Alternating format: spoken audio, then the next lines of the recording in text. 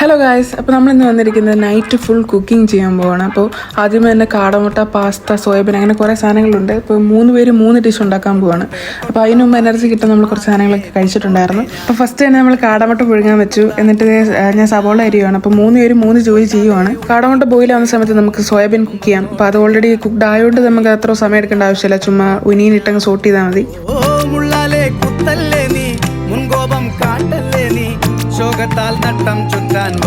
അത് കഴിഞ്ഞപ്പോൾ തന്നെ നമ്മൾ കാടമുട്ട എല്ലാം പീൽ ചെയ്ത് സെറ്റാക്കി. അപ്പം ഞാൻ നോക്കുമ്പോൾ ഒരാളവിടെ റെസിപ്പിയൊക്കെ നോക്കി പഠിക്കുന്നേ ഉള്ളൂ. വൈറ്റ് സോസ് പാസ്തയുടെ ഒന്നും അറിയത്തില്ല. അങ്ങനെ റെസിപ്പിയൊക്കെ പഠിച്ച് കഴിഞ്ഞ് നമ്മൾ പാട്ടൊക്കെ ഇട്ട് കുറച്ച് ചില്ലാക്കി കാടമുട്ടയുടെ പ്രിപ്പറേഷനിലോട്ടായി. അപ്പോൾ ചുമ്മാ അത് ഒന്ന് സോട്ട് ചെയ്യാനേ ഉണ്ടായിരുന്നുള്ളൂ, മുളക് പൊടി ഉപ്പ് ഇട്ട്. നമ്മുടെ എക്സ്പ്രഷൻ കണ്ടായിരുന്നു തെറ്റിദ്ധരിക്കേണ്ട, ശരിക്കും സാധനം അടിപൊളിയായിരുന്നു. അപ്പോൾ അടുത്ത ഡിഷ് ഉണ്ടാക്കാൻ വേണ്ടി നമ്മൾ പാത്രമൊക്കെ കഴുകി ചിക്കൻ എരിഞ്ഞു, ചിക്കൻ വേവിക്കാൻ വെച്ചു, പാസ്ത വേവിക്കാൻ വെച്ചു, എല്ലാം പെട്ടെന്നായിരുന്നു. അപ്പോൾ അത് കഴിഞ്ഞ് നമ്മൾ മൈദയിട്ട് വൈറ്റ് സോസിനുള്ള സാധനങ്ങളൊക്കെ സെറ്റാക്കുവാണ്. അങ്ങനെ വൈറ്റ് സോസ് റെഡിയായി, പാസ്ത ഇട്ടു, ചിക്കൻ ഇട്ടു, ചീസ് സ്ലൈസ് 2 ഇട്ടു. അത് എൻ്റെ ഒരു ലാസ്റ്റ് ടേസ്റ്റ് കിട്ടാൻ വേണ്ടി ഞാൻ കുരുമുളകൊന്നും ഇങ്ങനെ വെതറിയിട്ടുണ്ടായിരുന്നു. അതുകൊണ്ട് തന്നെ അതിന് ഭയങ്കര ടേസ്റ്റ് ആയിരുന്നു കഴിച്ചപ്പോൾ. ആൻഡ് ഫൈനലി എല്ലാം റെഡിയായി നമ്മൾ അഭിലാഷം മൂവി കണ്ടുകൊണ്ടിരുന്നത് കഴിക്കുമായിരുന്നു. അപ്പോൾ ഇന്നത്തേക്ക് ഇത്രയേ ഉള്ളൂ. ബൈ.